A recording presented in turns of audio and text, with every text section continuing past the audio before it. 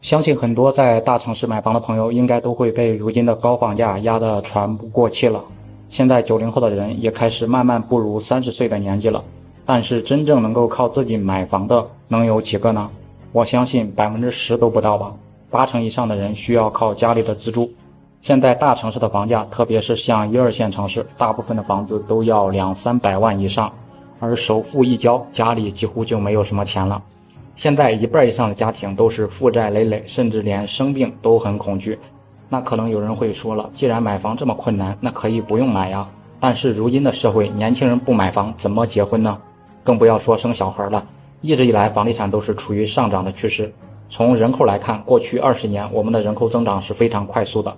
就算建造再多的房子，在市面上也是供不应求的。但是从去年开始，有些地方的房价出现了小幅的跌势。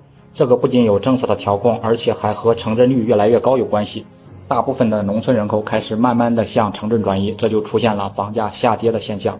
对于买不起房子的人来说，房价下跌未必是一件好事，但是对于已经买房的人来说，就像是一场噩梦。本来打算等房子升值之后大赚一笔，现在房价下跌，不但没有赚钱，而且每个月还要还高额的房贷。所以我们在买房的时候，心里一定要衡量一下，如果只是供自己居住的，就不用太在意涨跌呢。但是呢，大部分人还是比较在意的，就算是刚需，也不希望自己的房价下跌呀。所以以后房子能不能够升值，才是大家真正想知道的。经过这几年的调控，市面上房子的房价也开始慢慢的发生了转变，不再是一味的上涨了。这对于炒房的人来说，打击是很大的。关于房价下跌的言论，网络上每个人都有自己的看法。实际上，房价下跌之后呢，市面上住房的空置率会非常高啊，这才是影响城市的主要原因。长期以来，这个趋势还在上升，从1、2线城市到3、4线城市都出现了这种现象。现在呢，比房价下跌更让人担心的事情来了，所以我们一定要尽早的了解并做好打算。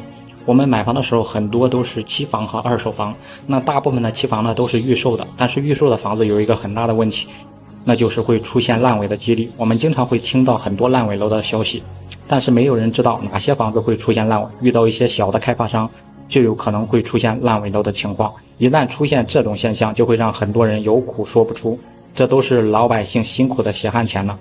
同时呢，还会对买房者的生活造成很大的影响，好多人因此结不了婚，好多的小孩因此上不了学。所以在买房的时候啊，我们不仅要看地段，还要选择名气稍微大一点的开发商，这样来说相对靠谱些。想要彻底的杜绝烂尾楼，那就要买现房，不买预售的房子。还有就是很多城市的房子空置率是非常高的，除了房子下跌以外，这可能是会直接影响到一个城市的经济。从今年来看，这样的现象还在不断的提升，很多写字楼和住宅的租金呢也在不断的下滑。主要的原因呢就是空置率太高了，本来就已经过剩了，但是开发商还在不断的建房子。据相关的数据显示，大中城市的空置率有11.9%，小城市的空置率为13.9%。小城市出现这样的空置率可以理解，因为年轻人都要到大城市里面去打拼嘛。但是大城市为什么会出现这样高的空置率呢？这背后可能就是一些炒房客造成的。总之呢，房子本身是用来住的，而不是用来炒的。关于房价问题，欢迎大家在评论区里面留言讨论。